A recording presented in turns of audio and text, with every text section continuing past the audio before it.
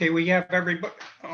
Yeah, we have everybody here. I'd like to call the special meeting to order at this time. Everybody, please stand for the Pledge of Allegiance.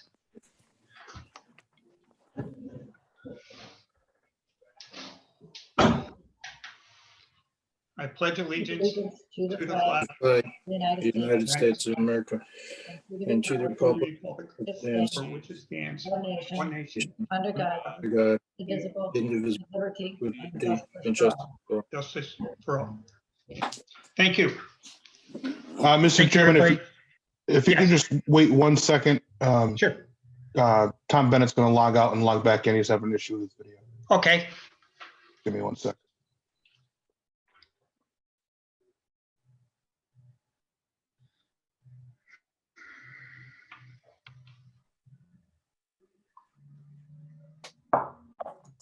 Can you guys hear me?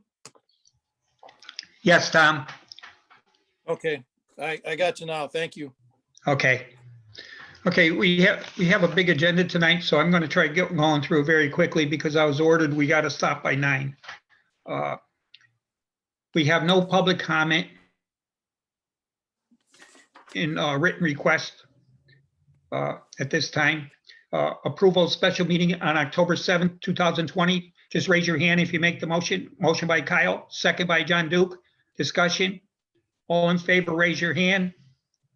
Opposed, abstention, so carry 5-0. Approval of special meeting on October 14, 2020. Raise your hand, Kyle.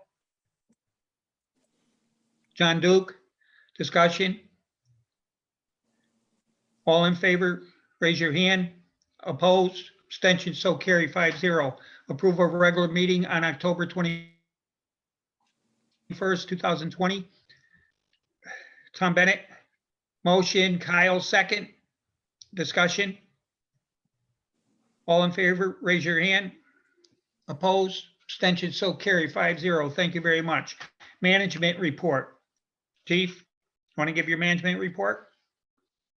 Sure. Good evening, everyone. Chief Sadkowski reporting. So budget looks good at this point in time. I have no concerns at this time. Our projected revenue this past month has increased, and that's basically mainly due to private duty and pistol permits.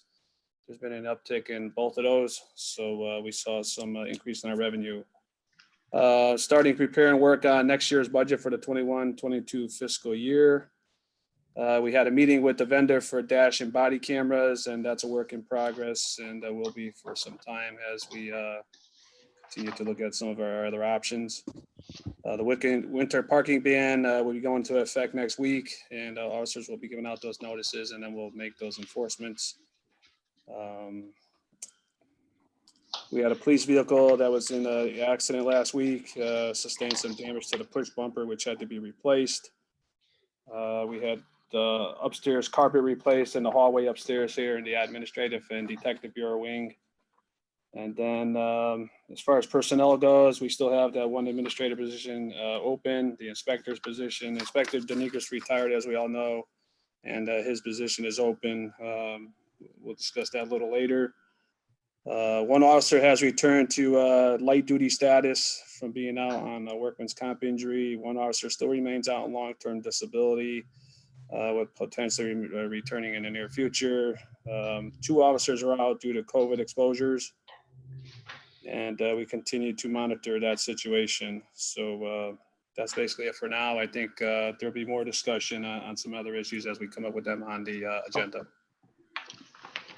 Okay, any board members have any questions of the chief? Okay, here are no questions of the chief. Commissioner's comments. Commissioner Bitso? You're on mute. You're on mute, Dave. No, Bob, I'm trying to find the button. No, I'm good at this time. I'm good. Okay, thank you. Let me see. Commissioner Duke? I have nothing at this time.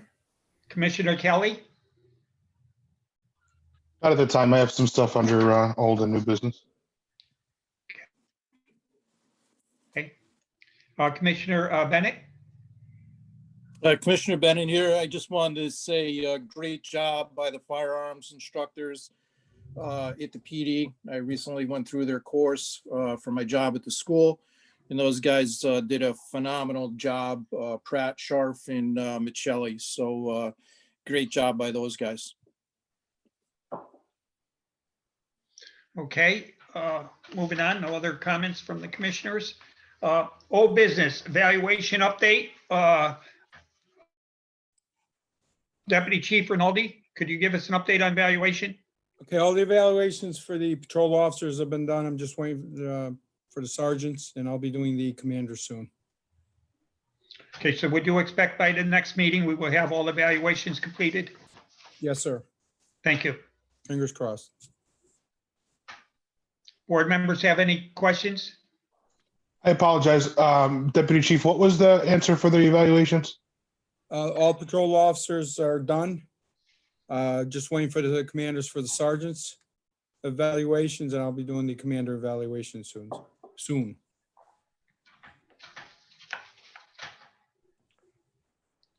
Yes, Dave.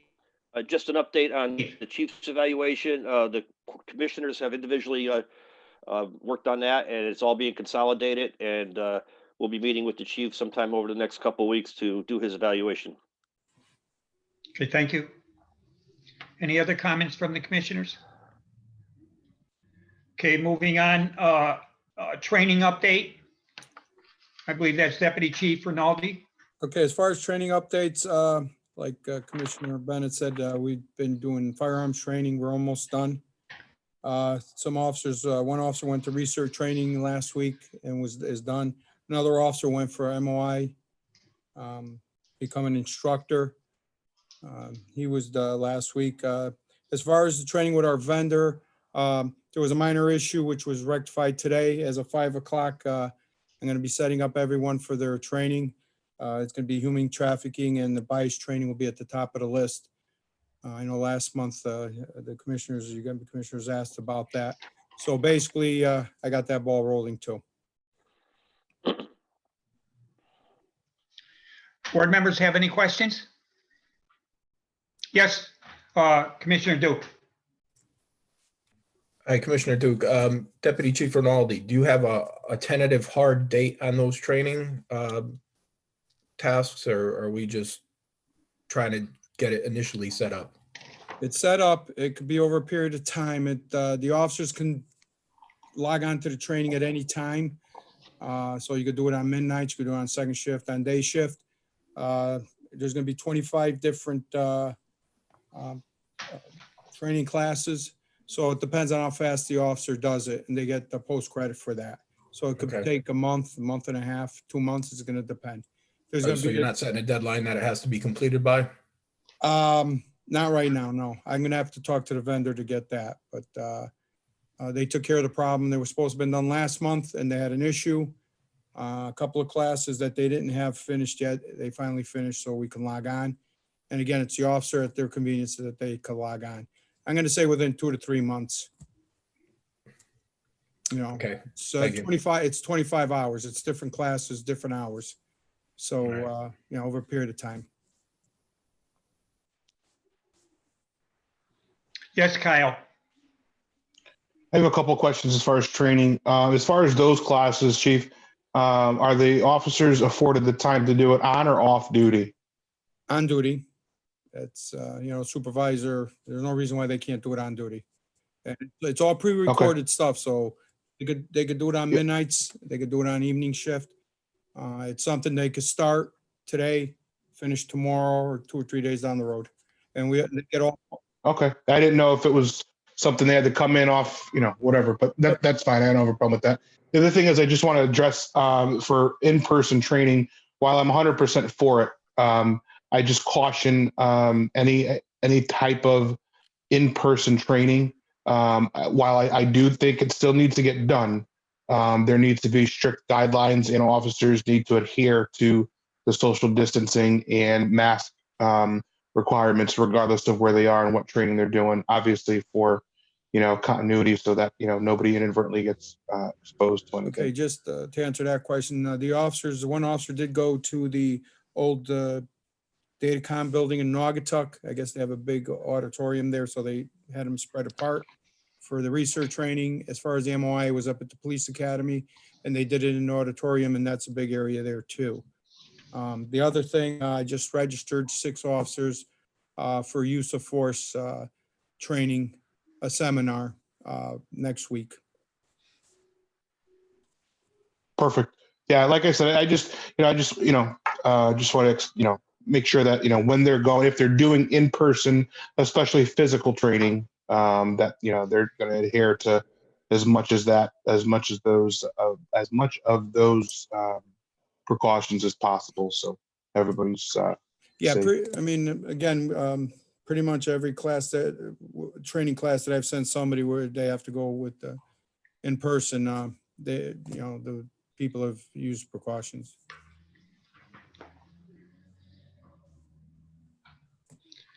Any other questions?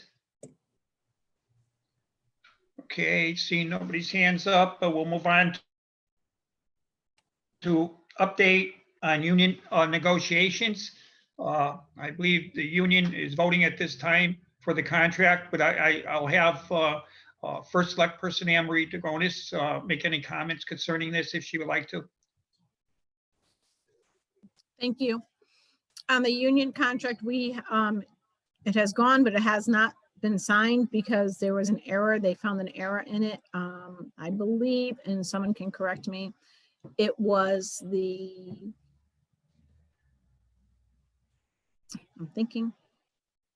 was it the seniority? And that had to get caught. Someone didn't catch it in the first 5 go-arounds. So now it has to come to me by the 30th. If I don't have it in my hand signed by the 30th, every single deal is off the table. Okay, board members have any questions? Okay.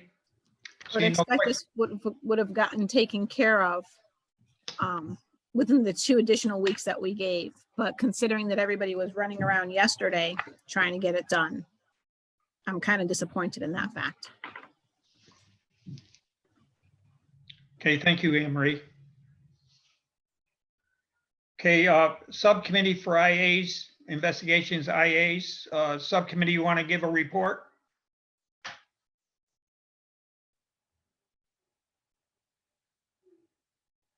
I believe that was Tom, was one of them. Mr. Chairman, I don't know. Did we form a subcommittee? I thought we tabled that until this meeting. Yeah, I thought I did. I thought I appointed you. And I thought it was you and John Duke. If I didn't, then I will appoint one tonight. I'm gonna pass that off to John because I'm not. Okay. Yeah, I don't recall that either, Mr. Chairman, but. Okay. It was just a subcommittee that was going to just look at the different IAs and how they are implemented. So I know we discussed this at meetings. So this, what I'll do is I'll point John and I'll point Tom as a subcommittee just to look at it to see if everything is anything could change for the better or and so forth. Is that okay with you two? Is there any particular deadline? I know we're coming up on the holidays here. As long as there's not a hard deadline on this. No, there's not a hard deadline on it. Oh, okay. All right. Yeah, that's fine. I'll get a hold of Tommy during the week and we'll set up some criteria. Yes, Dave. Yeah, I have a question. I just for clarification on what this committee is being formed for. Is this to review the past IA that was done? That was a concern on how it was handled, or is it for something else? I'm gonna make sure I'm clear on it. Because at one of the last meetings we were talking about doing an investigation on the IA that was performed. That we felt we wanted to get a better understanding of how it was done and where we went wrong and what we did right. And I think Tom brought it up at maybe 2 meetings ago. I'm not sure, but I just want to make sure I understand what we're doing here. Well, the investigation, Dave, I believe you're the one that requested that we put on the agenda the past investigation that was completed, how it was done, and what could have been done different. That's correct, because it was brought up at a previous meeting, so I wanted Right. to find out what we were doing and where we were going with this. And that's one of it. That's one of the reasons for the subcommittee to look at the past IAs and to see what was, how they were done, and if they should have been changed or done differently, and what we're going to do in the future. So that's what the subcommittee is basically for. Okay, and then maybe a recommendation will be made to hire an outside firm to investigate how things were done. I believe there's no outside firm we could hire to do that. Not even the state police. We were told by the attorney at our last meeting. Well, the state police can't do it unless there's criminal Right. issues. But okay, But he all right. told- Well, we'll let So the that's why committee work that's on why that. I put on the agenda subcommittee. That's why I put on the agenda subcommittee, because you really can't hire somebody from outside to do something. They're going to review it and see things that should be changed in the future, if they have So to be. I believe there are firms that can be hired to do this. So it might be a little costly, but we'll let them do their due diligence. Okay. Okay. There any other questions concerning the IAs? Yes, Tom. Mr. Chairman, just so I'm clear, will we have access to the documents from the prior internal affairs investigations for review to look at them? Yes, you should. Okay. That's it. Thank you. Okay. Any other questions? Okay, moving on. Stop sign at Rimmon and Pershing. Any update on that? Chief Sarkowski reporting, yes. We reviewed that. We went back and forth. In the end, I submitted a letter to Public Works, and they're going to be looking to install that stop sign as soon as they can get to it. And that'll become a three-way intersection. Pershing at Prospect, at Rimmon coming down the hill. Is that, hey, Chief, I just have a question. Is that stop sign coming down the hill or going up the hill? Coming southbound, down the hill, towards Old Drive. Say that again, please. Coming from Beacon Falls to Old Drive to 67, coming down the hill southbound. Okay. Will that be a problem in the winter? I reviewed all that. Originally, we weren't going to do it, and then I went back up there and I went back and forth, volleyed it back and forth. But no, they kind of regraded some of that hill, and I believe we have stop signs on other places that are steeper than that one. So I don't believe it's going to be a problem. Okay. Board members have any questions? Yes, Kyle. The cost to do that, I know we regulate it. Whose budget does that come out of? Is that something that comes out of our budget, the police department's budget, Public Works? Because I know we've asked to do a couple of those things a few times now, and obviously, just like us in the police department, we have budgets to adhere to also. So I just wonder, so if moving forward, where that's coming out of and how that's working. So Chief Sarkowski reporting. So generally, it comes out of the Public Works. They're responsible for the signs and the markings and everything. We generally make the request, and they usually have some on hand to meet those requests. Obviously, the one before that, where we asked for the 3- and 4-way intersections and replace all those stop signs, I received correspondence back from the Public Works director, and he put together a whole spreadsheet. There is some cost involved with that one. And, again, I'm going to be speaking to him. I think some of that's going to have to be budgeted through his budget, since they are the ones that maintain the roads and, the maintenance of the higher roads and highways. So right now, he was looking at just to replace all those stop signs in 3- and 4-way intersections as we requested, was probably close to $11,000, which he stated he was not budgeted for. And I think they're going to have to review that and take that through the budget process. I think that's where it belongs, and he's just gonna have to make those requests. He put a whole spreadsheet together with man hours and obviously hardware and to do a complete project, and that came out to nearly $26,000 according to his figures. Yeah, he's adding, excuse me, he's adding labor. I mean, we pay these guys whether they're putting up stop signs or they're picking up garbage. I agree. He can't add the Yeah, no, labor. I get it. Maybe, you know, since it is something that, you know, this kind of does fall under our wheelhouse, maybe Chief, next year or for the upcoming budget, you can add a small line item for, you know, whether it's signage or road enforcement or something along those lines to maybe help to offset things outside of the labor, right? The labor is what it is. That's, you know, like Bob said, labor is what it is. But, you know, just moving forward, just something to think about, you know. Sounds like a good idea, Kyle, if we put something in our budget also, or request something in our budget also to help offset the cost.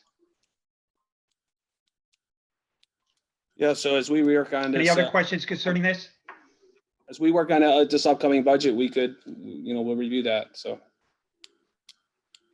Okay, thank you, Chief. Any other questions? Okay, moving on, painting, don't block the box. Chief, any update on that? Yes, again, those requests have been made, similar to the, as I just said, with the stop signs and the painting of the stop bars. He responded back basically saying none of that will be done till springtime due to the time of year, and obviously temperatures play a role with the road temperature. And so they're looking at probably April, May to do any striping or line painting. So that's where we stand with any of those requests. Okay, thank you. Any board members have any comments? Okay, here are no other comments. Weekly reports. Any comments on the weekly report that the chief gives us? Any board members? Yes, Dave. Got on mute. Just one thing, Chief, and I see that you did it either in this week or last week's, but one of the commissioners asked if we could add complaints / new IAs. It's where it says new IAs, just add complaints in there. And I noticed in the last week or two, you did mention a couple of complaints. So so you've already started to do it. So that's why it was on the agenda. And then it was noticed that a lot of the things that you had on there every week, repetitive, you know, police accountability and things like that, which is kind of goes without saying, is not on there as much anymore. And you're, you know, giving us some more information. We're not looking for a detailed, you know, minute by minute accountability for your time, but just an overall feel for what you're doing during the course of the week. So I've seen some things in the last, or we've seen some things in the last couple of weeks that are trending in the right direction. So that's all I got. Do board members have any comments on the weekly reports? Okay, here are no comments. Take pop. Yes. If I may. Yes. So obviously, I used the form that you wanted me to use, and those are the headings I use. As far as you know, where it says new IAs, that was a topic that you were requested. So any civilian complaints that come in will be an IA, which we're obligated by law and by post-C standards to do. So, you know, you put together this subcommittee. I don't know what their length of knowledge or training is with internal affairs, but I think that's something we're going to have to discuss through that subcommittee. And so everybody's on the same page and get an understanding of really what we're required to do by law and post-C standards. And I think that would be a good starting point. Because if you review all that, it says whether it's verbal, whether it's written, whether it's by fax, mail, email, okay, any of those complaints have to be investigated, and we must do our due diligence. So we'll discuss more, I guess, with that subcommittee that was just formed tonight.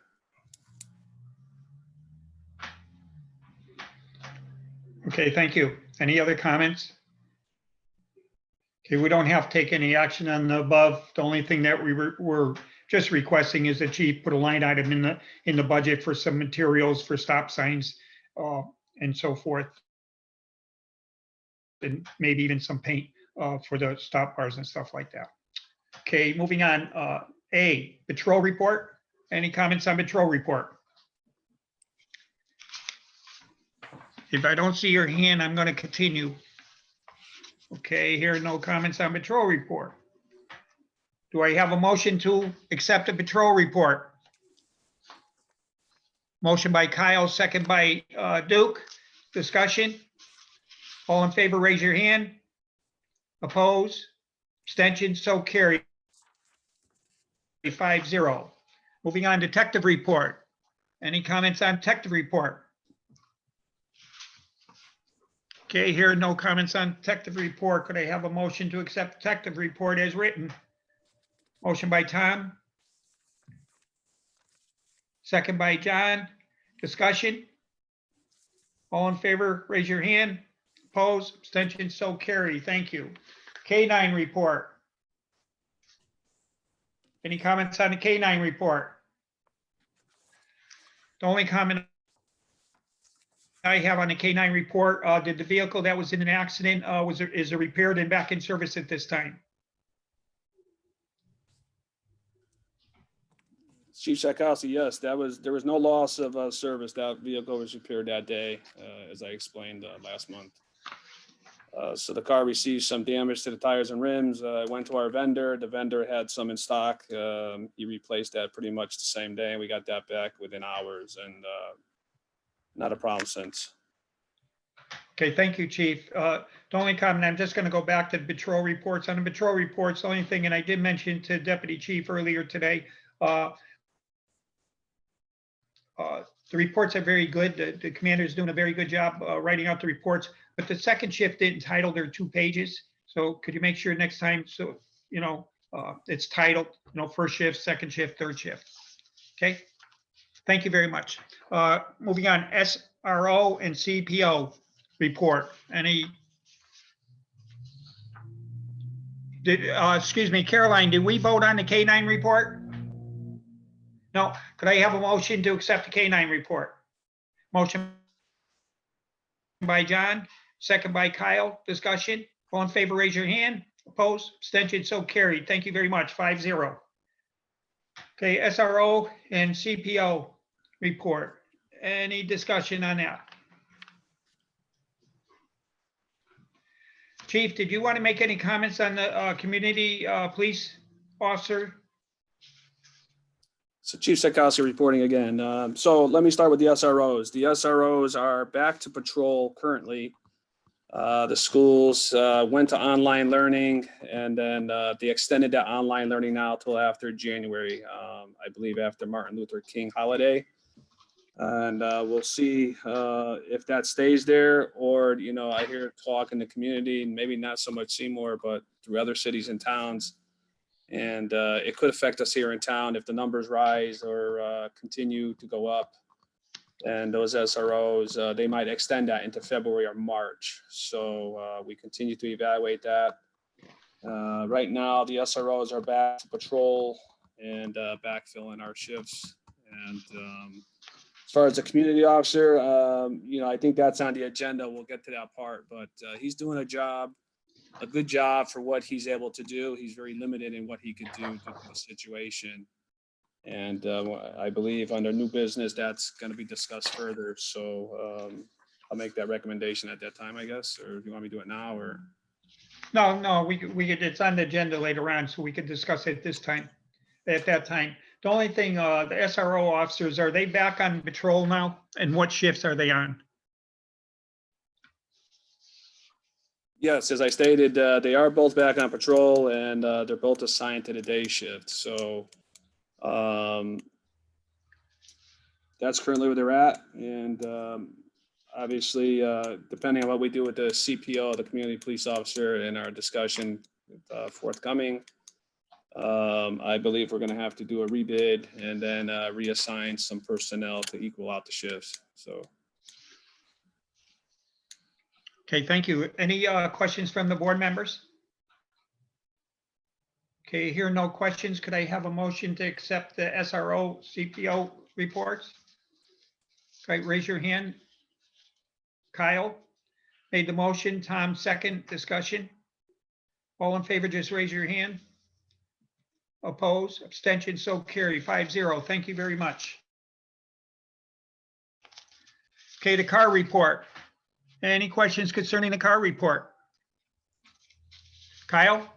I'd just like to thank Detective Manisovich. I know he's been doing a lot to work on getting the next gen computer mounts and stuff installed, and I know we're close to getting that stuff all up and running. So it's a good job to him for working on that stuff. Also, where do we stand as far as vendors for the upfitting? I know last time there was something in there about you're going to communication services for one of the cars. I just want to reiterate something we had discussed a few months back, that all the cards are done uniformly for obvious reasons. Chief, could you respond to that? Yeah, so our second car was completed. The third one's being worked on by our previous vendor.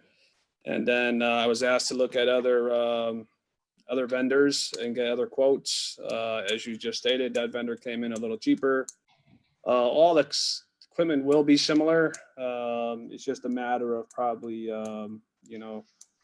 make and model, the light bar different, but the setup will be the same or should be the same. And Commander Fabiano has been tasked with that to oversee our car maintenance. And, he'll work with the vendor to make sure that is completed.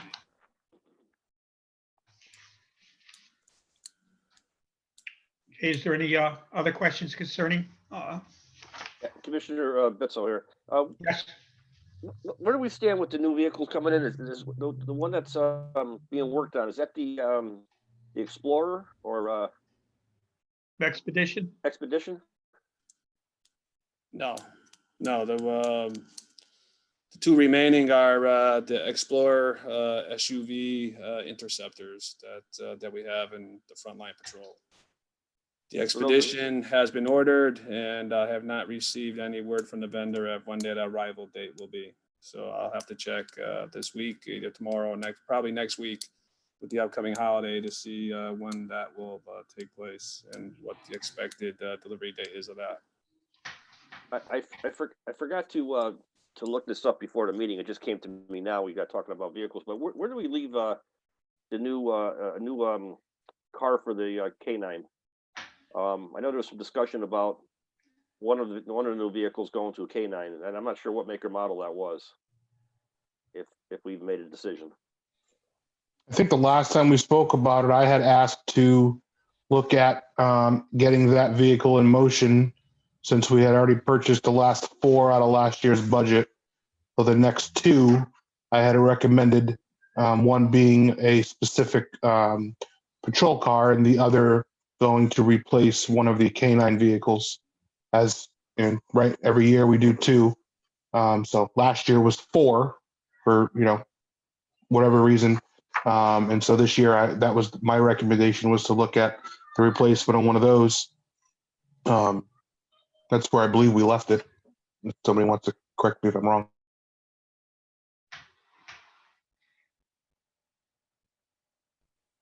I just want to make sure that we followed through with doing this, number one, and number two, make sure it's the right vehicle. I believe that some of the vehicles are a little bit lower to the ground where the dog can jump up a little bit easier and are better outfitted for a cage. I'm not speaking to that. I know that there are some requirements, so I want to make sure that we get the K9 the proper vehicle, or if at all possible, based on our inventory. Is John, are you on? Can you talk to that, or Officer Oskowski? Yes. What are you looking for? As far as a new vehicle for K9, not for you. No. Like Commissioner Kelly said, where he left it off, that's where it was left off last meeting. We do have a company that we're waiting. We just need to get them the make and model of the vehicle, and we can get some fundraising going for the equipment inside. There are some people who are wanted to make some donations, but we just can't do that until you guys make the final decision on which vehicle it is and get the ball rolling.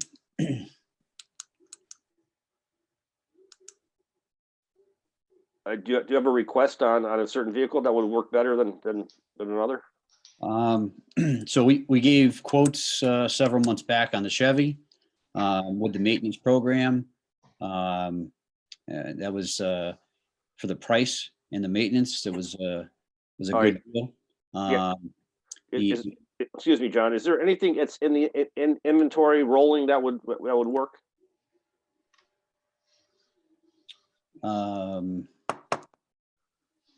What's it? I think any of the cars in theory would work, but I don't think that was the plan. Okay. A car is a car. Listen, I don't want to go back to where we were a couple of months ago. A car is a car. It could be a Crown Vic. It could be a Taurus. It could be an Explorer. It could be an Expedition. The 4 were ordered for this year. Yep. And I think the request and the thought process was moving on from there for the next 2 was to look at 1 for K9 and 1 for patrol. Unless the decision wants to be made that the Expedition goes somewhere else, but I thought that was already discussed a few months back. That's correct. And I'm not trying to go different than now. I'm saying is there are 2 different models coming in, the Expedition and then the other SUV. So my question is which one would work better? That's what I'm trying to find out. So the Tahoes are police pursuit rated. They are lower to the ground. A little more room for equipment. That's what we looked at. So Do we have a Tahoe on its way or in inventory? No. No, that was that whole discussion, and those purchase orders were denied. We went back and purchased the Expedition for patrol, but then you got back on the subject of giving it back to K9. From an administrative point of view, we don't think it's necessary at this time. We think that car has another year of life expectancy in it. And, as budget season comes up, I think we really need to look. There's going to be a significant increase in costs on this upcoming budget based on that House Bill 6004 that was passed, Police Accountability and Transparency. So I think as a department and as a board, we're really going to have to look at this budget hard and see where where there could be potential savings or costs. I think we really need to review the K9 program and whether 2 is necessary, 2 cars, et cetera. And that's just my opinion, looking at it from an administrative point of view for different reasons. So that's all I'm saying right now. But my recommendation is to hold off. Let's get an update on the car, see when it's arrival, and then have more discussion in the future, especially with budget season. So. Well, I appreciate that. But quite honestly, some things you put them off and prices just go up. And I think it's something that it's a one vehicle that's going to be with that patrolman and that dog for 5 or 6 years, 7 years. And we have 2 vehicles coming in. So I think we should take a hard look at making a decision between now and the next meeting. But I'll yield to Commissioner Kyle. Yes, Kyle. We can't act on it right now anyway, right? So like I had said earlier, we talked about this a few months back. We're in the current budget season where currently budget is for 2 vehicles, and I agree with the chief as far as, next year and the new budget with the Accountability Act. Hopefully things change, but it is what it is. But we're in this budget season right now. We're budgeted for the 2 cars. I think, we can talk about it some more next month as a group. And make a decision on which one we want to look at or put the order in for the next 2, no different than we did, 4 months ago when the chief came to us asking to get those other 2 on order, right, Chief? Is that correct? For last year? Yeah, so I'm just asking a question. I know I'm trying to explain. If you give me a moment. So the first 3 cars, those were back ordered almost a year. So that's why it seems like last year we did only get 2 cars out of the 19-20 year budget.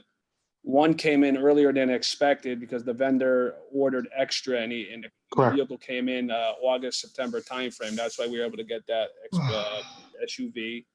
And then at the I agree. I'm not questioning any of that. well, just I'm not clarifying. questioning any of that. I remember it. And then the expedition. Nope, I remember it like it was yesterday. We volleyed back and forth, expedition Correct. Tahoe, and the expedition was ordered.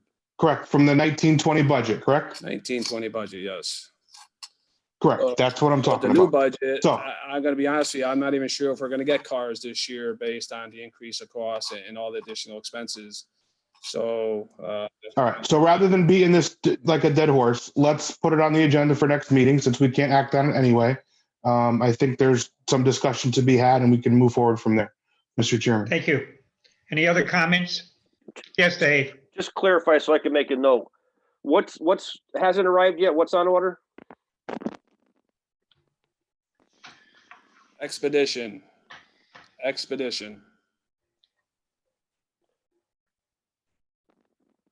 Any Okay. other comments? Okay, here, no other comments. We'll move on to next item.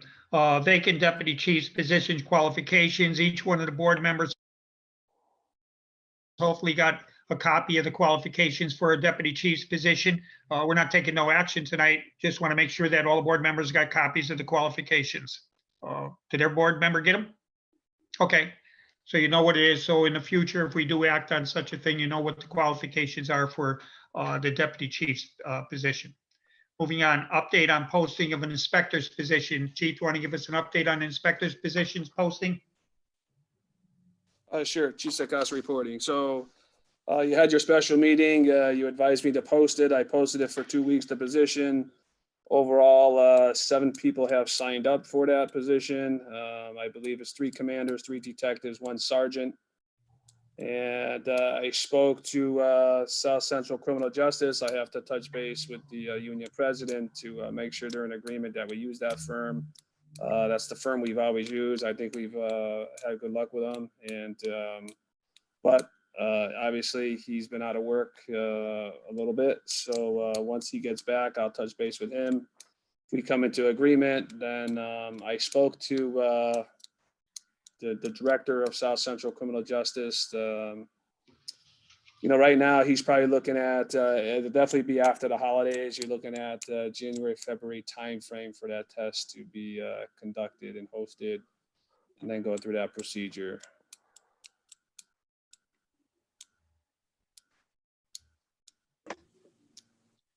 Yes, Tom.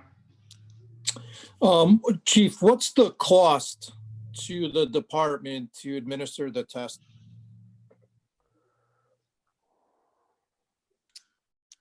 I don't have a firm one. I don't have a firm price at this time, but generally it's anywhere between $1,200 to $1,300 to give a test of that sort. They have to contract with a vendor for the testing material, and then whatever other costs are involved with that.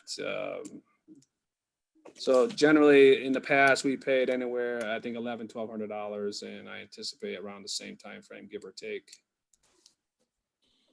Cost. And who determines what the testing materials are going to be?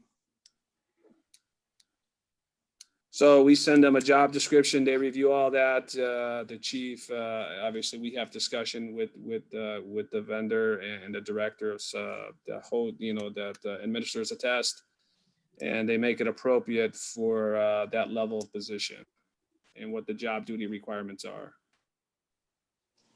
Excuse me? We're Yeah. speaking about the fit for duty test, correct? No. Okay. This is inspector, backfilling the inspector's position, and what we need to go through that process. There's some questions in regards to that. And I don't want to belabor the point tonight, but at some point, can we come up with a solid timeline as to how this is going to happen? In other words, I know that evaluations are required. Looking at the contract, it says that each individual will get the average of 2 evaluations, which I think causes a problem at the onset, because we're not going to have two evaluations to go by. And when that evaluation is done, either prior or post testing for the written and or the oral, if we could set some deadlines for that stuff to get done.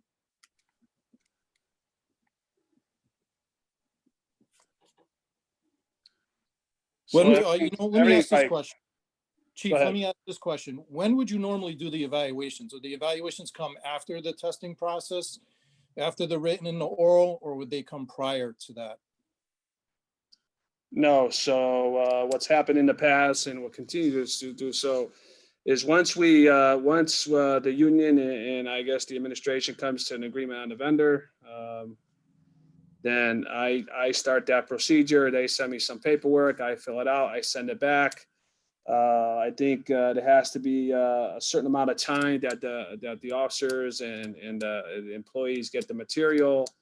And then based on those timeframes, he looks at his schedule availability and when he could proctor that test. And we're usually within that 30 to 45 day timeframe once we contract with the vendor.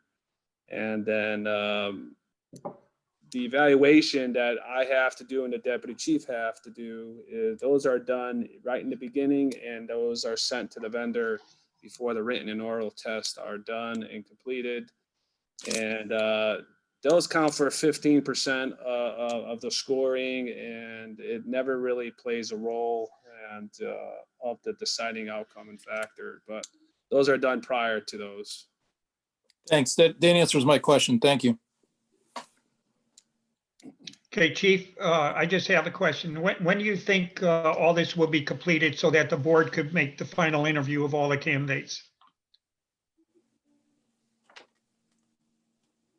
Well, again, I had to get the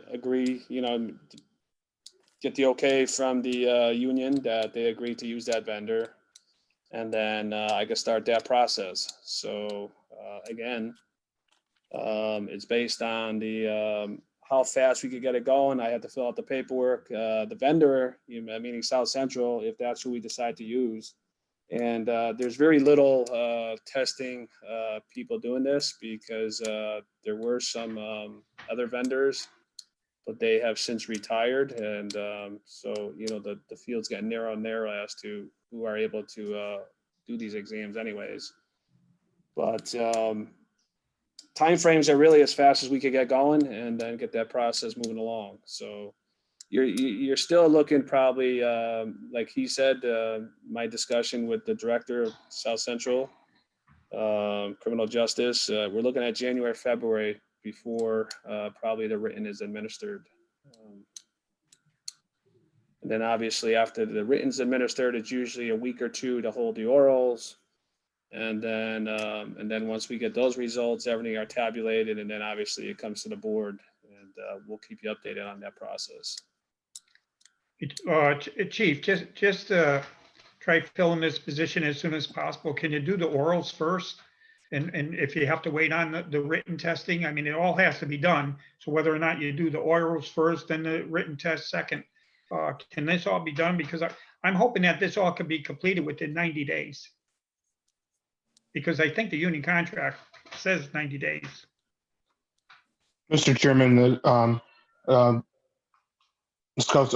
Officer Skowski had something, I believe, related to this. Yes, John. Yeah, John. Yep.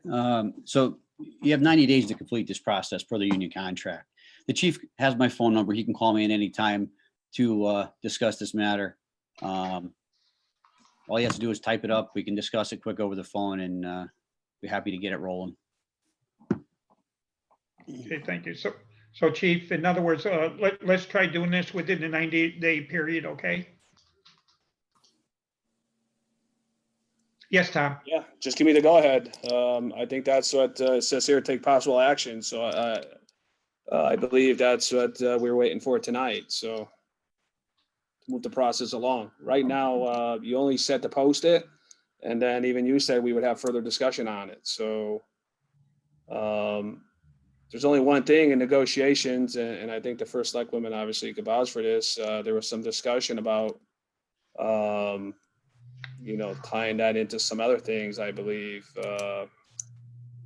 Attorney Leclerc was working on, because there was some concerns with some other things with the Detective Bureau. So when we left the negotiations that day, they talked about the inspector's position, a schedule for the DB, and kind of review all that together. So I don't know if any of that's changed, Attorney Holcomb, or.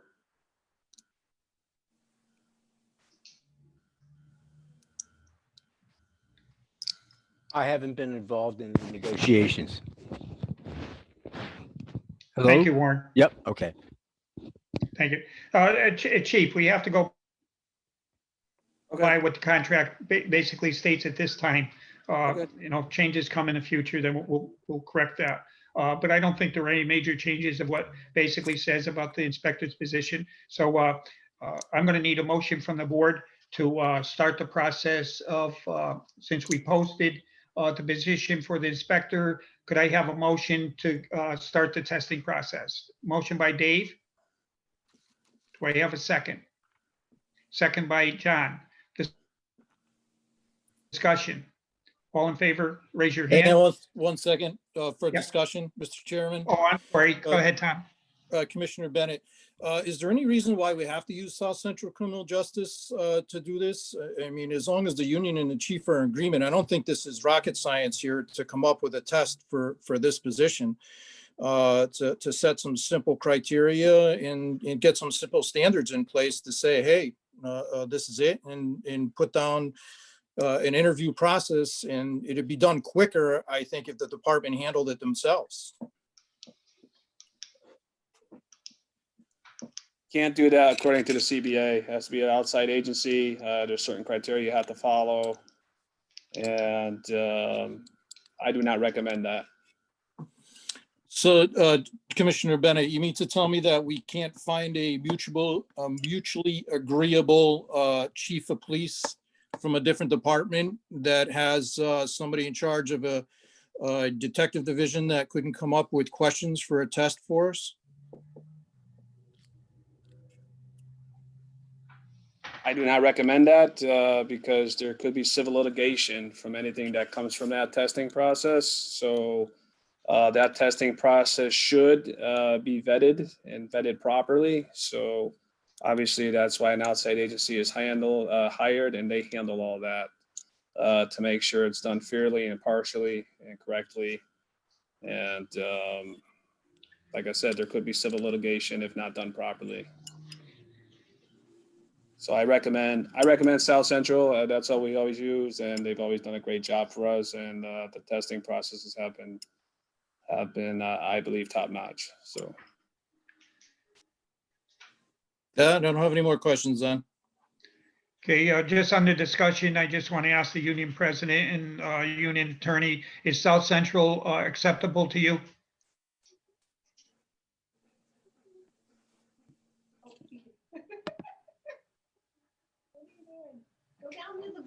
Stand by. I think we might have lost the union president. Hold on 1 second. John, I don't know if you have any objections, but my understanding is I believe that South Central does like 95% of the police testing in Connecticut. Yeah. But John may have more. We've always agreed the chief just has to type up a letter. We both sign off on it, and South Central has always been good to us. We never had any issues. Okay. All we have to do is just do the letter, sign off on it, and we can move forward. Okay, thank you. Chief, could you do that letter for tomorrow so they could sign off on it so you could start the process? That's under discussion. Okay, Chief? I could do that, but usually it came from, I think you, John, the last, when we did the sergeants and commanders, that you wrote that letter and then brought it to me and we signed off, saying that the union was in agreement to using it as a vendor. But so you probably already have that typed and just change the titles. But if you don't, then I can handle that. I will Okay. double check my records, and one way or the other, we'll get it going. Okay, it does say on the agenda, take possible action on any of the above, and this is one of the above. So we did take a motion and everything. Any other discussion on it? All in favor, raise your hand. Oppose? Abstentions? So carried 5-0. Thank you very much. Okay, next on the agenda is the toy drive. And what this is, we need a motion to donate money to the toy drive. The police station usually stands in front of Stop and Shop and collects toys, but I guess team doesn't want to do that this year because of what's going on. So we always donate. How much do we donate, Chief, to the toy drive? So last year's donation was $500. Okay. Okay, what's the board's pleasure? Would the board like to make a motion to donate $500 to Team's Toy Drive? Motion by John Duke, second by Kyle Kelly. Discussion? Yes, Kyle. I'd like to make that $1,000 or $1,500. How much, Kyle? Especially since we're not. I'd like to make it maybe $1,500, especially since we're not able to do what we've typically done in the past to try and help them out a little bit more. That's a good idea. So, if possible, the motion could be amended. That's a good idea. Could I have an amended motion to donate $1,500 to the Teen Toy Drive? Motion by John Duke. Do I have a second? Second by Kyle Kelly. Discussion. All in favor, raise your hand. Opposed? Abstention, so carried. Thank you, Chief. That'll be a $1,500 check to the Teen Toy Drive. Okay, next, the no shave, November. How the officers looking?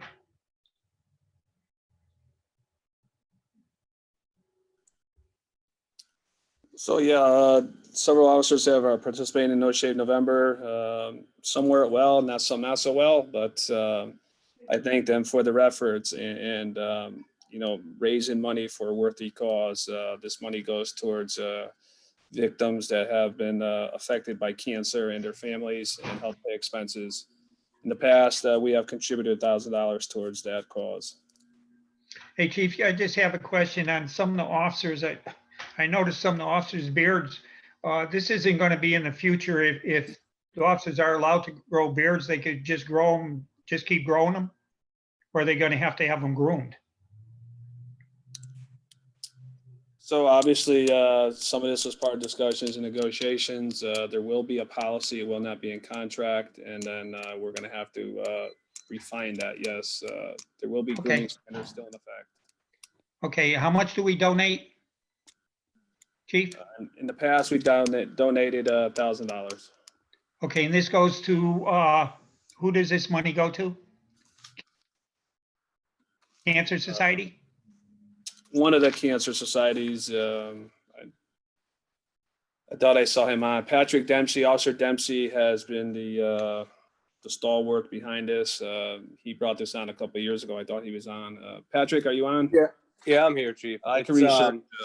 The Connecticut Cancer Foundation. Okay, good. Good. So all the money goes to families affected by cancer in Connecticut. Okay, thank you, Patrick. Thank you. Great job. Could I have a motion to donate $1,000 to No Shave November? Motion by Dave, second by John Duke. Discussion. All in favor, raise your hand. Opposed, abstention, so carried. Thank you very much, 5-0. Thank you, Patrick. Anytime. 2020-21 meeting dates. You have a copy of that with your agenda. There's no holidays that were marked off. So what's the board's pleasure on the calendar that's in front of you for our 2020-21 meetings? Can I have a motion to accept that? Motion by John Duke, second by Kyle Kelly. This is the third Wednesday of each month. Discussion. It's going to be at 6:30 like we usually do. All in favor, raise your hand. Opposed, abstention, so carried. Thank you very much. We're getting there. The COVID protocols. Chief, could you give us the COVID protocols for the Seymour Police Department?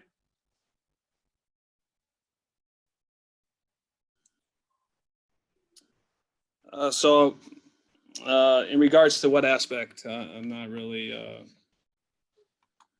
Do any commissioners want to make any suggestions? Yes, Kyle. I've got a couple. We are in November, the end of November here with COVID. We've been battling this since March. And I've heard firsthand, I've been a part of different things going back and forth. I know we had spoke about putting some stuff on paper. I specifically haven't seen that. If it has been done, Chief, I'd like to see copies of whatever policies have been put in place, specifically regarding COVID-19 and anything underneath it, as far as what the personnel are to adhere to. We need to get a hold of this. There's some stuff, I've asked around, and I know a couple of times, I think I've asked you about, cleaning vehicles and this, that, the other thing. And I don't know, and you can correct me here if I'm wrong, but I don't know if that stuff is on paper yet. So if you can kind of give me a sense of what you have on paper currently, and then we could kind of move further on this topic, because I have a few more things. So Deputy Chief Rinaldi, I know he's put out some emails, and if you want to touch on that, Deputy Chief, or? I have sent out some emails, we're giving them all the proper PPE equipment, gloves, masks, sanitizing, Lysol wipes, stuff like that. They're being told at the beginning of each shift to wipe their vehicles down prior to them getting in there. It's about all I can think of right now. They are equipped with gloves and, again, masks. So we're giving all the proper equipment to take care of themselves. I mean, again, as far as affecting the cars, again, they're giving wipes, Lysols, and wipe down the cars. Wipe everything down before the beginning of the shift. If there's any issues where someone has been in a car, I just spoke to one of the maintenance guys today. He's to be notified, and he'll come in and sanitize the back seat, including anyone that's brought in to the cell block. Okay, so I've got a couple more questions and a couple recommendations. First, I'd like to see a written policy and it clearly posted and communicated to the department that whether it be at the beginning of the shift, at the end of the shift, that every vehicle or we'll say work area is to be disinfected, whether it's the dispatch center, whether it's the sergeant's office, whether it's whatever area. Every vehicle, obviously the canine officers have their own vehicles, they can take care of that themselves.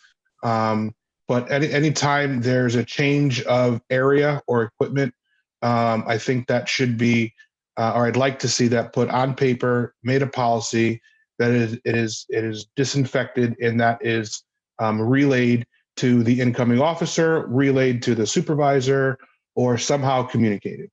My other question is, what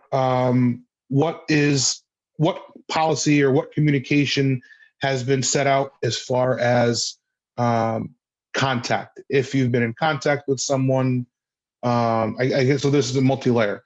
One, if you've had an exposure, a direct exposure, how do you define that? What are you using and what are you basing your information off of? If it is an exposure, what is your protocol? What are you telling the officers, yourselves included? And what information are you following as far as quarantining if you do have an exposure? You've got a couple of officers, one specifically, two, I believe now, that have been positive. And there are conflicting, I want to say recommendations, but there's conflicting information that is going around, not just here in Seymour, but around. And I'm in that boat, right? I just got out of quarantine. I lived it for 2.5 weeks. It sucks, and I don't want anybody else to have to go through it. So I want to make sure we're all on the same page as far as what we're doing, cleanliness, we're quarantining appropriately, and we're following the right recommendations. So this is kind of in depth. So I guess we can, we touch on a little bit. what are you doing right now if one has a direct exposure? So we've been working very closely, obviously, with the HR director, the first selectwoman's office, and her chief of staff. The HR and the chief of staff, they're pretty proficient, as well as the first selectwoman on these protocols. So as you stated, we did have some exposures or potential exposures or contact tracing from exposures. And it affected 1 week, we lost some bodies, but those officers were put out. We recommended to be tested. So they were put out for a period of 14 days. And then we received additional information. And so it basically comes down to essential employees versus non-essential employees. Obviously, all first responders are essential employees. So we are following those CDC guidelines as we talked last week with our public safety meetings. And so it's really varies from a case to case basis, but basically if there's an exposure, that person has to wait 48 hours after that exposure, and then they need to be tested, and then they remain out of work until they get that test result back. In the meantime, they're to monitor their symptoms. Chief, I'm going to pause you there for a second, if I could, please. Yep. You're telling me that if someone has a direct exposure, they're to monitor their symptoms for 48 hours? No, when it was brought to our attention, obviously we're learning as we go along too, because as you said, conflicting information that we received, but we just had some exposures, and those people were put out immediately and recommended for testing. So okay, so here's where I have an issue. And I know we talked about it a little bit last week in the safety committee meeting. We all need to be on the same page. Yep. I agree. We are all first responders. We are all in this together, and this is not something new. We've been doing this now since March. The second that I found out that there was an exposure from me, my people were pulled off the rig, right? And there are some guidelines to follow. Go figure that one of the people that was exposed to me was positive. Nonetheless, I'm working and trying to get some information as far as specific guidelines for first responders. But regardless, anytime someone has a direct exposure, you come in contact with, the gas station attendant who happens to cough in your face or shake your hand, who's COVID positive, and you weren't wearing an N95 mask, and you were in there less than 6 feet proximity for longer than 15 minutes, you are a direct exposure and need to quarantine for 14 days, regardless of what you test. And we are working, and unless you have something that I don't, we're working to get some guidance specifically to essential personnel. And yes, it's difficult because we are essential. We have to keep going. We need to get the officers on the road. We need to get the fire trucks out. We need to get the ambulance out. But we also need to be doing it safely. So we all need to be on the same page. There's been a couple of times, and there was a number of people I know that were, there was an exposure. And from what I understand, one or two of those people were told to come back early, or somebody was told to just monitor your symptoms for a couple of days. There needs to be something hard on paper that we're going to follow. If there's a question to that, and with all due respect, I don't think it needs to go to the HR director. The question needs to go to the Naugatuck Valley Health District. That's who is running the show and who we are getting our guidance from. It doesn't need to go to town hall. With all due respect to the first select woman, it needs to go to the Naugatuck Valley Health District, who we've had on our calls, who is readily available and will answer our questions. If it's a case-by-case basis, then we have a question about something, she will answer our questions. So we need to get some stuff on paper in the next few days so that we know what we're going to do and how we're going to follow it. There's already stuff out there. There's already quarantine guidance out there. There's already exposure guidance out there. We just need to put it on paper. We need to make sure all of the officers are aware of it. We need to make sure that they're doing what they need to do to protect themselves. If they're going to training, like I said earlier, they need to be wearing their masks. They need to be socially distanced. Any kind of close quarter training should be carefully thought about and postponed or canceled. And we need to make sure that we're all doing what we need to do. We can't go back and forth. And I know there's a question of, well, you can't come back until you test negative. Well, what if somebody doesn't test negative for 60 days? Because that's a possibility. There's documentation from the CDC, which I have and I can send to you, that says you do not need a second positive or a second negative test to come back to work. We've had an exposure. There's guidance as far as symptoms and days, and we can talk about it. I can come and sit, we can look at it and work on it together. I've got no problem with it, but I want it to be very clear so that if there's a question and somebody has a question for the police department or for whoever, that if they go to 3 different people in that building, they're not going to get 3 different answers. I'm sorry. First Select Woman, you had your hand up. Thank you. So I want to clarify the miscommunication. We had somebody who tested positive. There was a close reaction to it. Those 2 detectives were sent home. Somebody stated they were with those 2 detectives and they were told to monitor their symptoms. They were called into work on Saturday, or they worked Saturday. I get a notice saying that they tested positive on Sunday. This person was in my office as well as the HR person's office. And then the First Select Woman's assistant's office. 3 of us had a quarantine for 14 days. The CDC guidelines clearly state if you have come in contact with or without a mask, 15 minutes, 6 feet, you have come in close contact, you are to quarantine even if you have a test. A negative test does not equate to non-quarantine. I know, Chief, that Pinto went out and he got stuff from Waterbury, but what everybody has to understand is each health district is different. And that since we are in the Naugatuck Valley, we have to follow what the Naugatuck Valley Department of Health has stated. And that is if we've come in contact, we have to quarantine. After our tests have come back, we then monitor for symptoms, but we still have to quarantine. If we have an issue with having people out, then that is something you as the chief have to work on. Our HR director has set forth onto what the town hall policies are.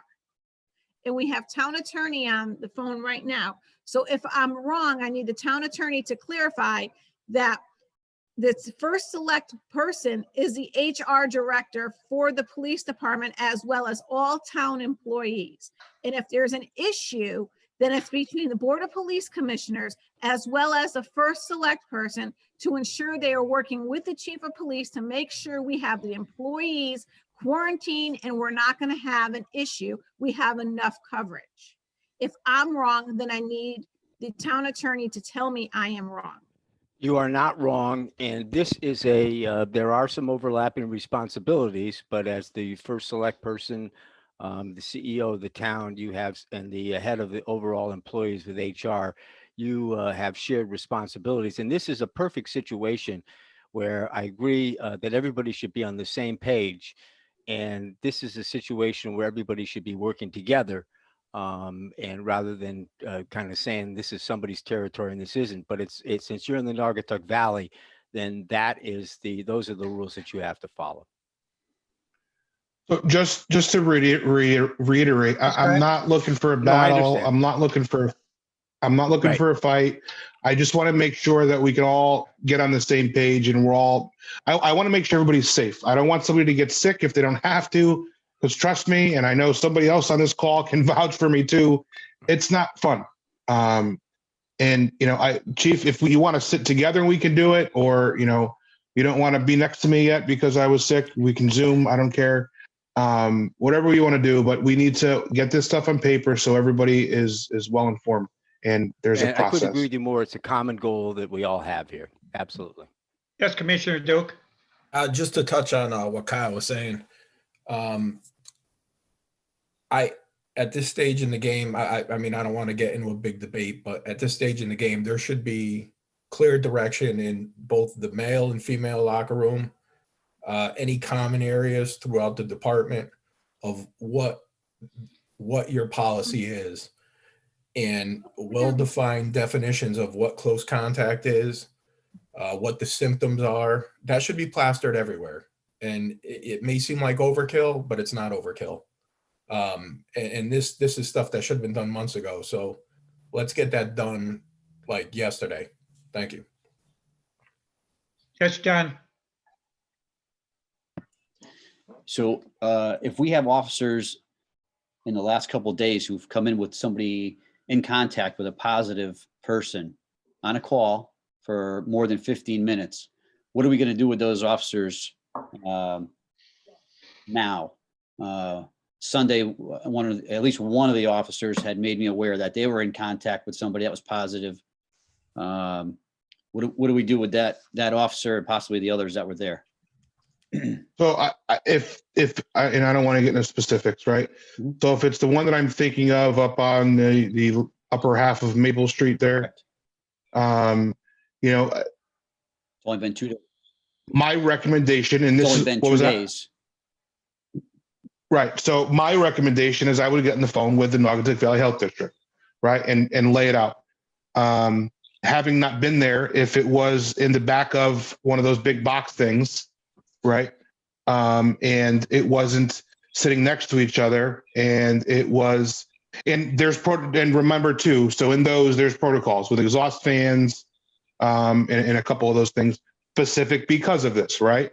Because if we say that every time that we come in contact with somebody who's positive, and again, it goes to what the chief said before about being essential personnel. If I went and, I'll put my other hat on, and every time I went on a positive call, or my people went on a positive call, we'd have no more people left. They'd all be quarantined. So we need to look at all the facts and things that lined up with it. So rather than talking about it now, maybe we can talk about it when we're done here quick. I'll call you and I'll call the chief or whatever. We can talk quick in the morning. It was an evening call, so we can talk quick in the morning, and we can touch base and get the facts and take it from there.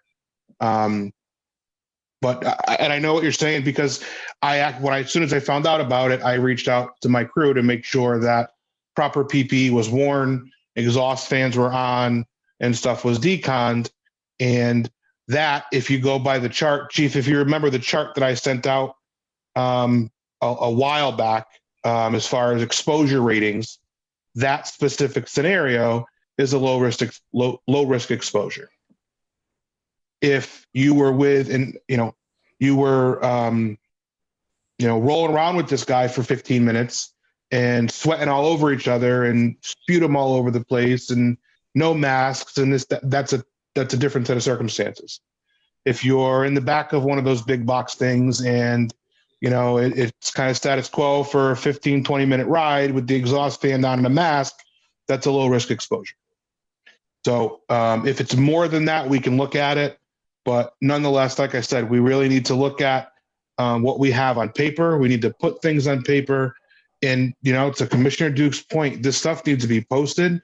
It needs to be blasted out there. It needs to be reminded to the people. I do it on a weekly basis, so people don't let their guard down. That's why we're in the boat that we're in right now, is because the community let their guard down, myself included, right? And that's why we are where we are. So we need to try and at least protect ourselves, our coworkers, and our family. We just need a point of contact as well. And maybe as we move forward through this, the next couple of days, we can work with somebody in the police department, whether it's the chief or the deputy chief or a detective or a commander, who's going to be that point of contact with the questions and answers, or the I'll get right back to you answer, but something along those lines. Yes, Dave Bitzel. So I guess I'm a little surprised and disappointed to hear that there was no plan or policy in place. I know in almost every one of the chief's weekly reports, he stated that he was monitoring COVID ID. I'm not sure how it was being monitored, whether it was through state or what, but maybe shame on us for not asking this question a month or two earlier. because to go to learn as you go, this is too serious to learn as you go. There should be a set policy in place for direct contact, indirect contact, contact through a second party. You guys are absolutely right, and I know a few of us talked about this over the last couple of weeks, one-on-one.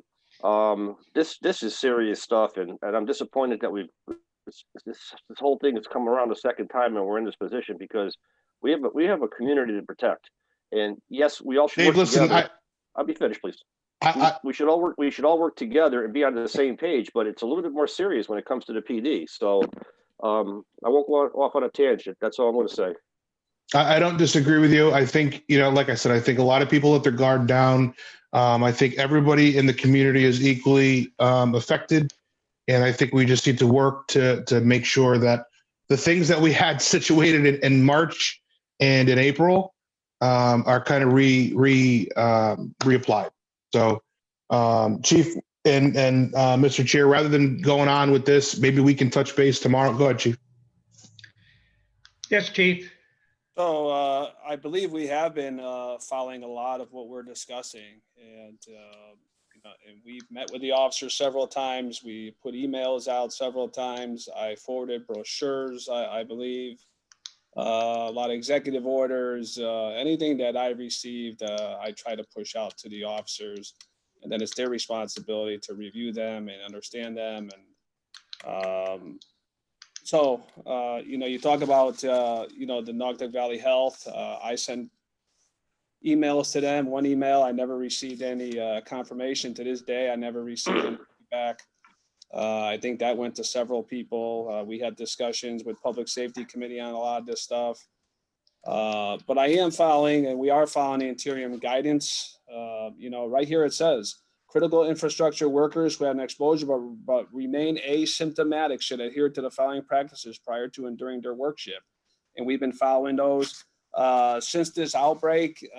As you stated, there was an outbreak within the last 2 weeks, affected some of our people, as the first select woman stated. And those people did not return to work before 10 days. And 10 to 14 days, but then they're essential employees. And then when they tested positive, some of those workers wanted to come back. And obviously,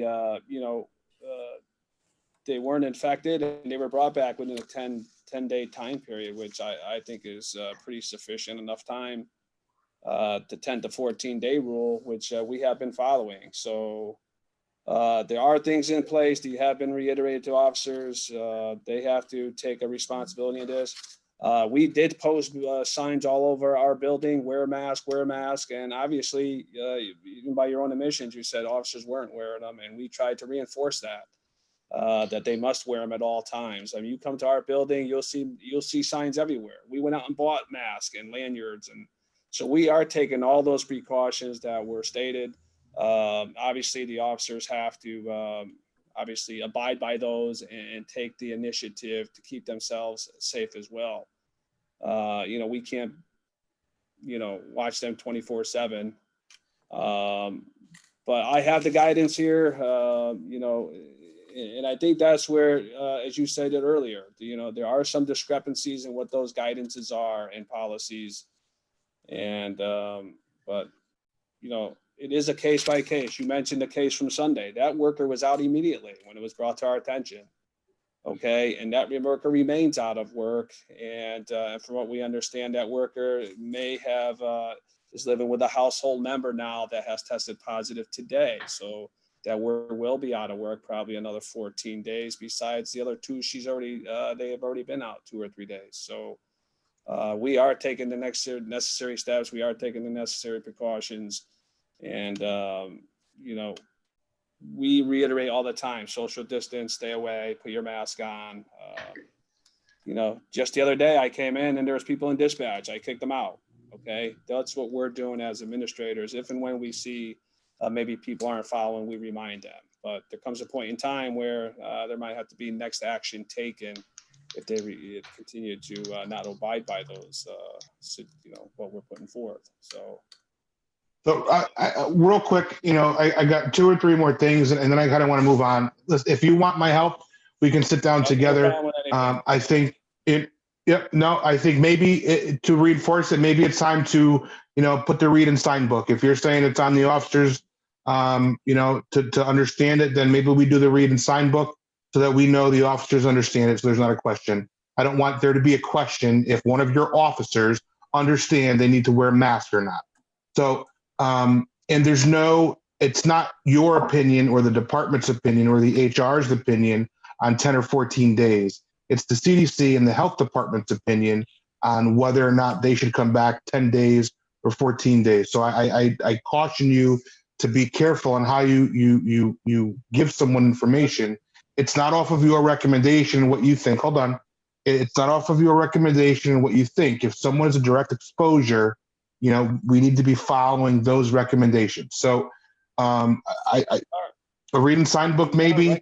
And if I'm sure there's going to be officers that don't agree, but there should be a very limited amount of people in the police department, especially the patrolmen and women, they should be on the road so that they're not, like you just said, congregating in dispatch or whatever the case may be. But there are steps, and I don't want to go back and forth any more than we already have, but there are steps that need to be taken, that need to be addressed.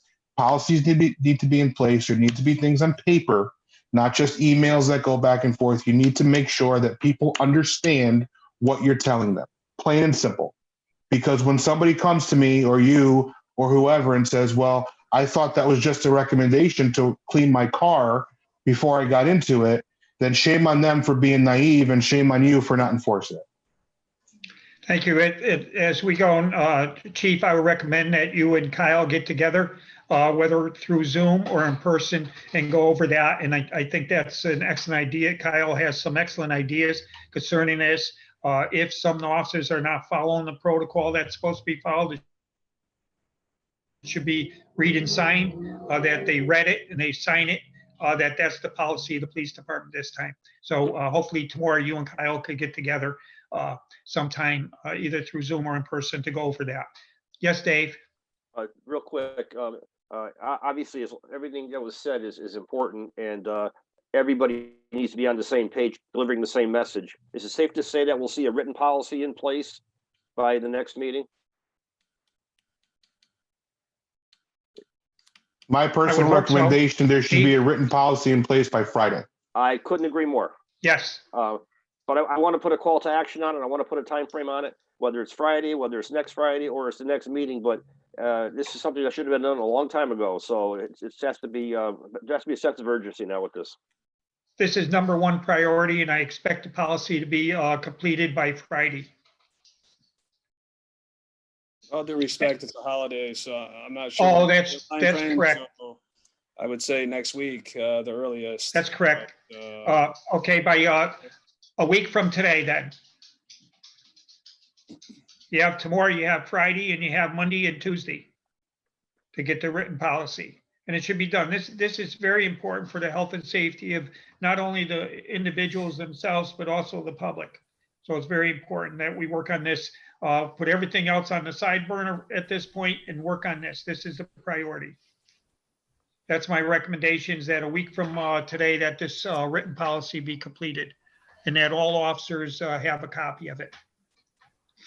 Any other comments or questions concerning this issue? Okay, here no other comments. We'll go on to goals for 2021. Yeah, I have a couple. I'm off mute. I have a couple things just to go over based on the written response that the chief gave us last month. I had a number of you talk to me about this.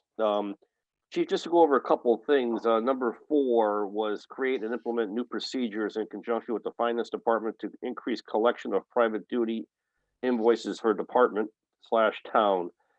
And you had said that this is something that you gave us in writing last month. This procedure has been implemented to enhance collection, had discussions with the administrative assistant, enhanced follow-up with phone calls and emails.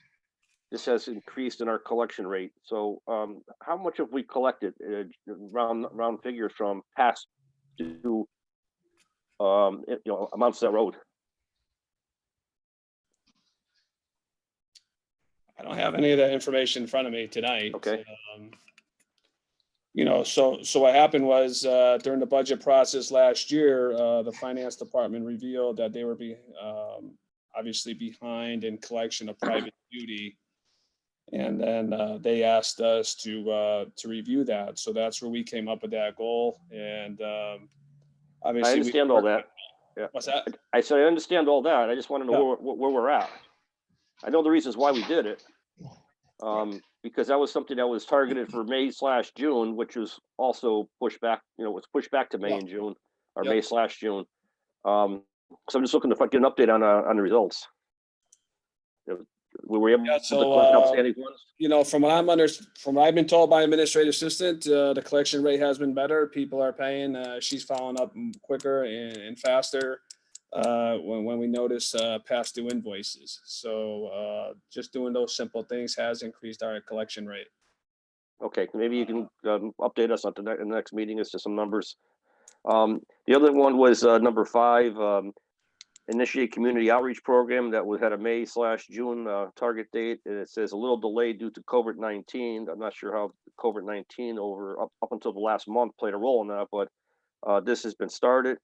Contact has been made with company representatives to get programs started, CPO to assist with implementation and outreach of this program. Program has been implemented. Can we get an update on that?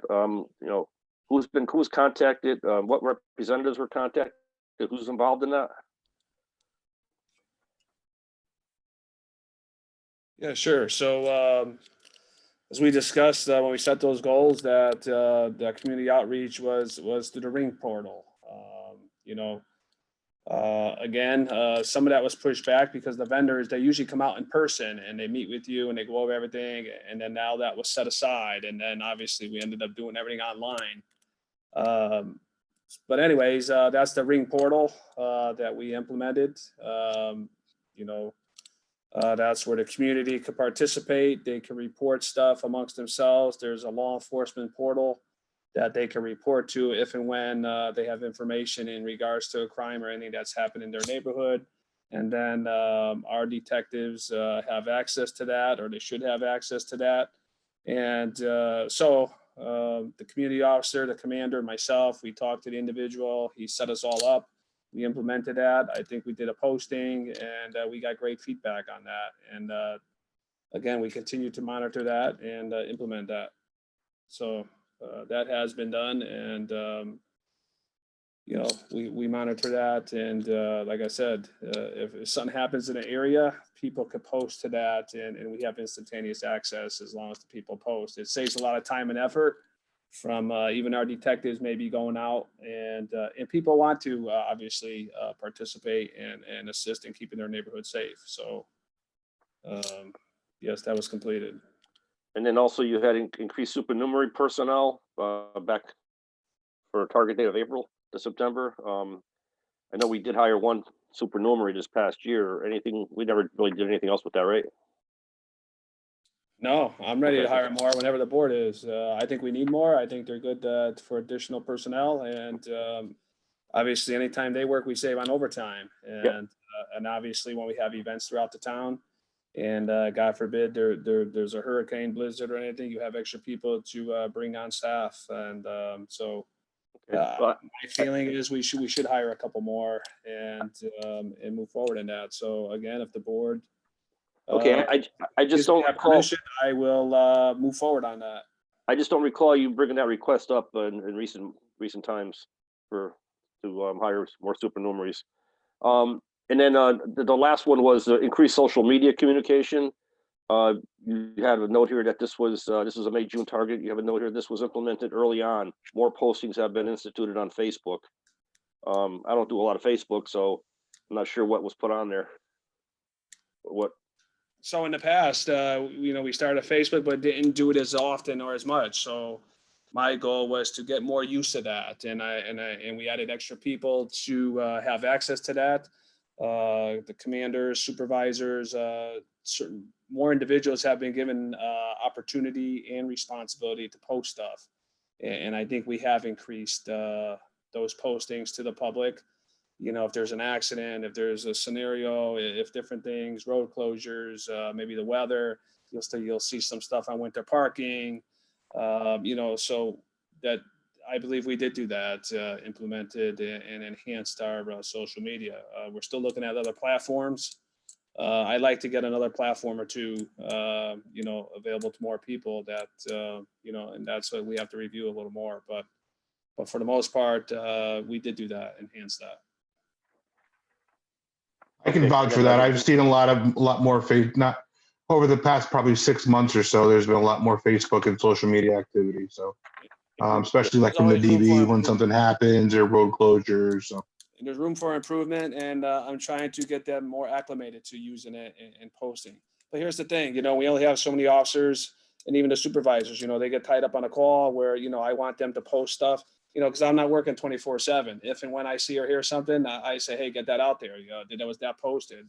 We need to get that out. But, we're trying to make the supervisors more, take a little more initiative to get that done for us, and they have access to that.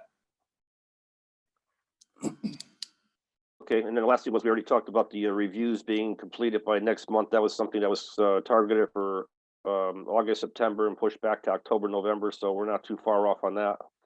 Okay, thank you for the update. I just wanted to review some of the things that came up.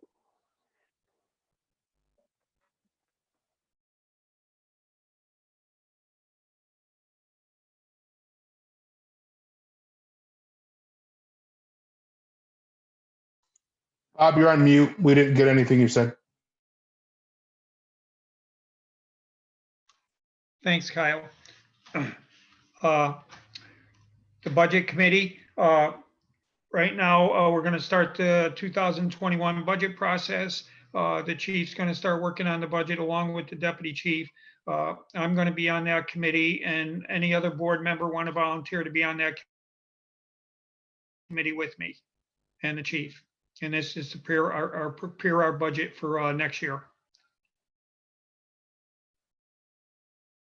Okay, Dave, I'll appoint Dave also to the Budget Committee. We'll start meeting next month, I I'll be believe. happy to, but don't let. You shouldn't raise your hand if you don't want to do things, Dave. You're too late now. No, what I do want to, and in the last couple of years I volunteered, but we never really met and went over anything. The budget was already kind of put in place and given to us. So I'd like to see us have more of a role in the budget. Okay, Chief. Once you start sitting down, making up the budget, let us know. We're going to be meeting, and we'll have more role concerning the budget process. Okay. Yeah, so generally the way it works, I put the budget together, and we have met, Commissioner. We met a couple of times. Yeah. Commissioner Peck at the time, we met at Commissioner Peck's office and went over that budget, and Yes. you had input and say. And we even did the same thing last year, I believe. Yep. So I'm not really sure if what you're referring to, but I think we did do that and have implemented that with the budget committee. You're I mean, correct. what's happened? We'll make sure we do. You're correct. Yeah. You did put the budget together, then we sat down and you reviewed it with us, but it was already kind of like cast in stone as far as what it was. I think the only thing we did last year was we added 2 cars back in that the Board of Finance took out. But what I'm trying to say is I think I would like to be more involved in the process if it's possible. If it's not possible, then we'll just do the same thing we've always done, I guess. No, anything's possible. I mean, it's a team effort, but generally I put it together so you guys have an understanding. So we have discussion, and you understand, and we have discussion. Like I said, to what I put together, and then obviously your input. And I think we have input, and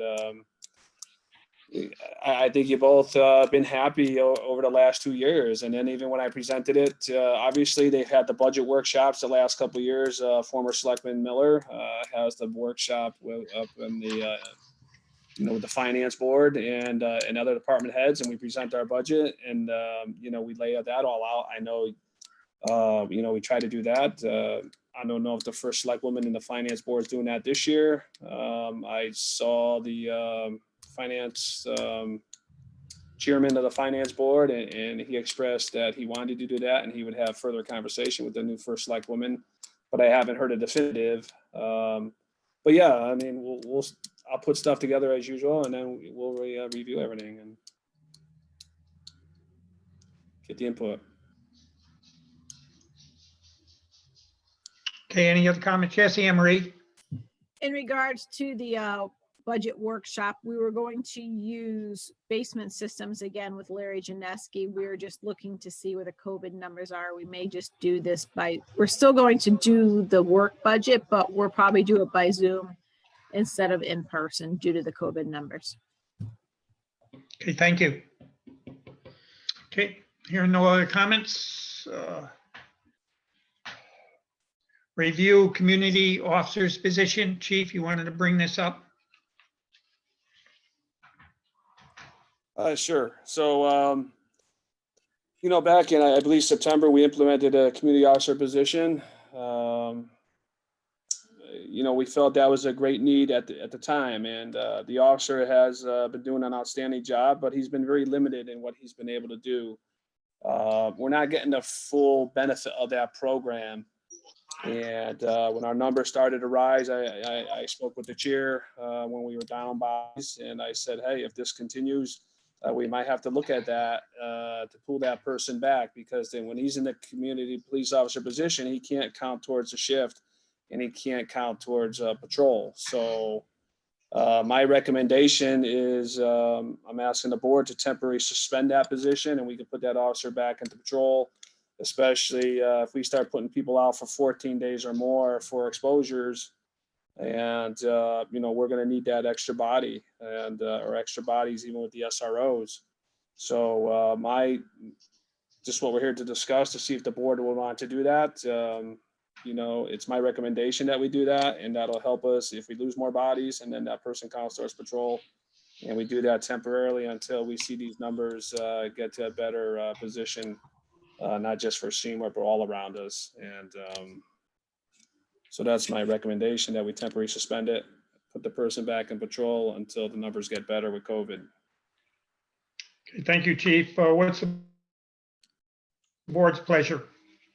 I personally don't really have obviously the community officer, the community relations officers to be a part of the community and interact. And obviously we want to limit that as much as possible. And I right now don't necessarily see a problem with that. So if there's any more discussion, but I don't have an issue with it. And that's a valid point. It's even for the own officer safety. He's very limited, and we don't want to expose him to any more than we have to either. He's not able to go into the senior housings. He's not able to go into businesses as much. He's not able to go to the community center. Things are in lockdown.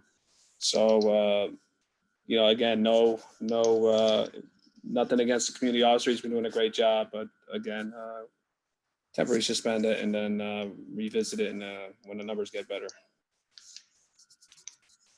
Thank you. Thank you. Yes, Anne Marie. Sorry, I had to meet with Dave Kaiser at the Seymour Housing Authority today.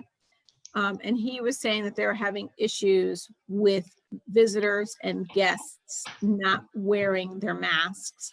Do you think that's something we can use the community officer for, is maybe enforcing the masks at those facilities, or no? If in case they're called, not go there and be the mask police, but in case there's a ruckus there with someone not wearing their mask and causing an issue, maybe we can have them called. Or I'm just asking because Dave asked me to ask you guys, because I told him I had a meeting tonight. I would think if they have trouble, they should be calling the PD anyways to have a cruiser go over there. I'm a firm believer in the community officer, but the chief makes a good argument. Right now, can't maximize his potential, his usage. It's a catch-22. So I'm leaning towards supporting the chief and temporarily suspending the position if unless somebody can talk me out of it. So Chief Sekowski, First Select Woman Dragonis, as we discussed briefly earlier, if those calls are probably come in sporadic, so I don't think that's anything patrol can't handle. If we got a call for assistance from the housing director, and if there was someone unruly, especially, obviously we would just send our regular patrol cars, and then one of those people might be our community officer who maybe can handle that situation too. But but he will be on patrol and count towards the shift. Whereas if he's specifically community officer by CBA, the collective bargaining agreement, he can't count towards the shift. And we're not getting the efficiency we should from that program based on what's occurring around us. I, for one, for the safety of the community officer too, not being able to really do all the functions that we would like to see him do for his safety, I would also agree with the chief's position at this time to put him back in patrol until this virus sort of goes away a little bit anyways. I hate to see us stop something, but it really never really got off the ground to a great start, only because we couldn't allow him to do a lot of things that he would have liked to do, even though he was very visible. And I think he did a fantastic job where he was able to do it. And I think he's a great community policing officer. And hopefully in the very near future, we could get him right back in there. But my recommendation would be what the chief is saying at this time. Any other board members have any comments?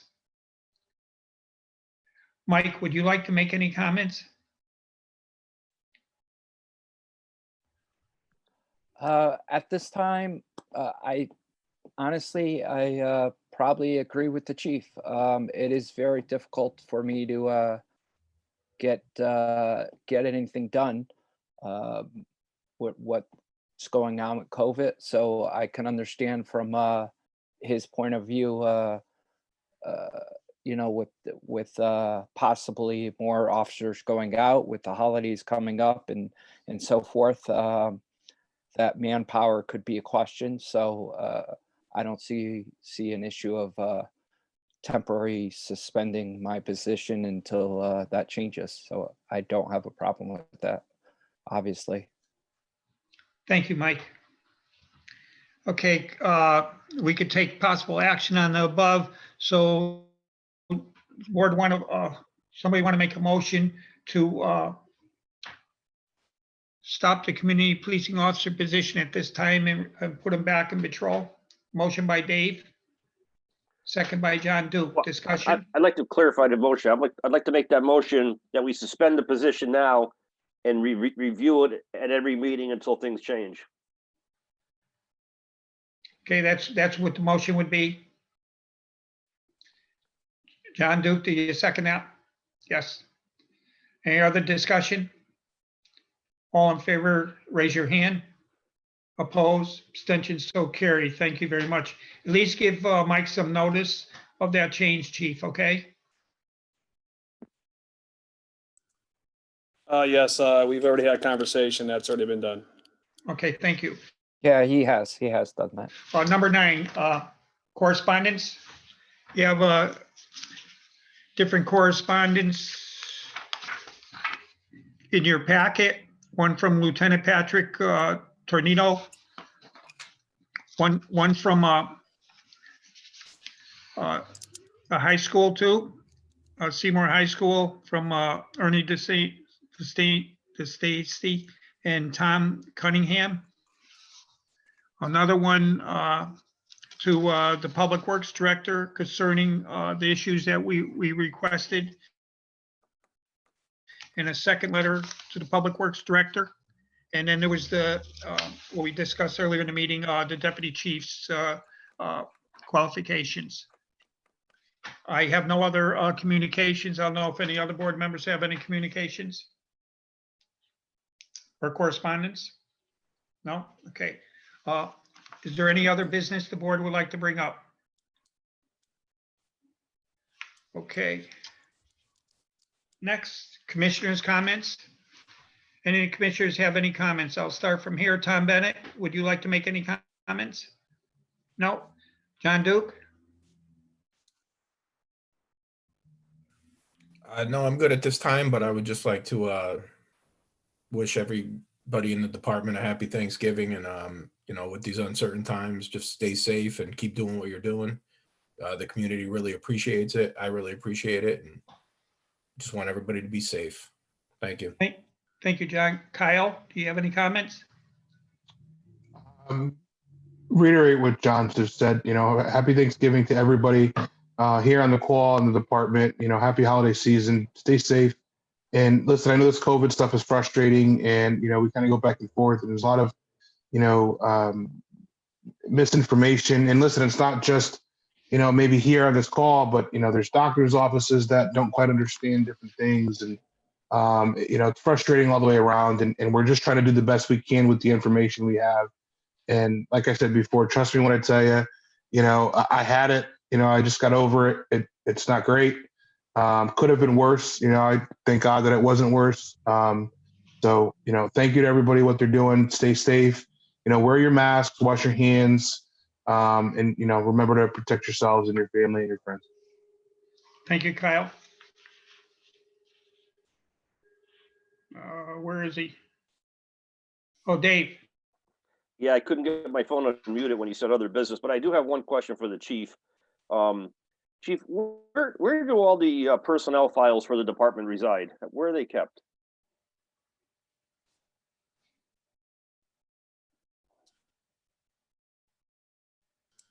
Chief Sekowski. So off of my office, there's a conference room, and then there is a closet in there, and it's personnel files are kept there, locked up. Oh, okay, so that's where all, and yours included?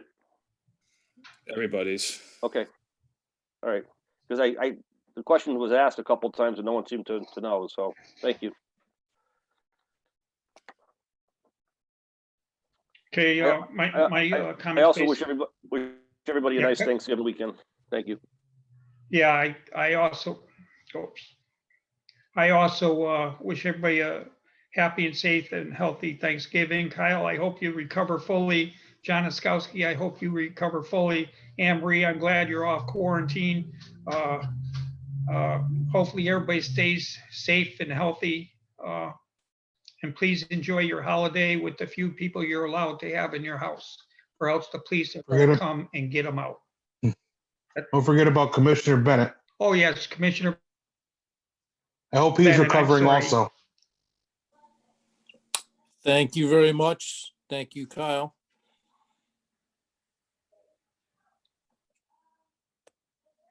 Any other comments, Tom? No, I'm good. Thank you. Happy Thanksgiving to everybody. This isn't the end of the meeting though, right? We got a couple more things in the agenda here. Yeah, just a couple things there. Just really, not really much more. Okay. Okay. The next thing on the agenda is union business not mandatory. Does union have any business they would like to discuss? This is put on the agenda only as a convenience for the union. It's not mandatory for you to be here, so don't put in time for comp time or any other time. So if you want to be here, you could be here. John, if you would like to say anything, hopefully you're getting back to good health. So we have the letter that we provided to you guys. If you want to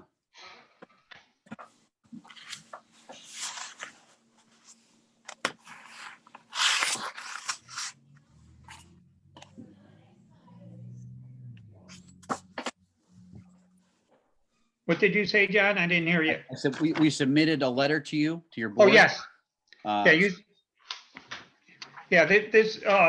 This letter that was submitted to us just before the meeting, the board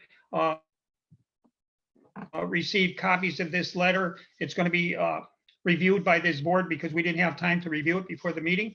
And we will discuss this at our next meeting.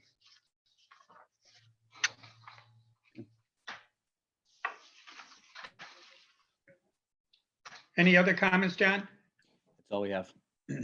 Okay. Get healthy, John. Thank you. Okay, next on the agenda, it says executive session chief's contract, but that isn't what it was supposed to be.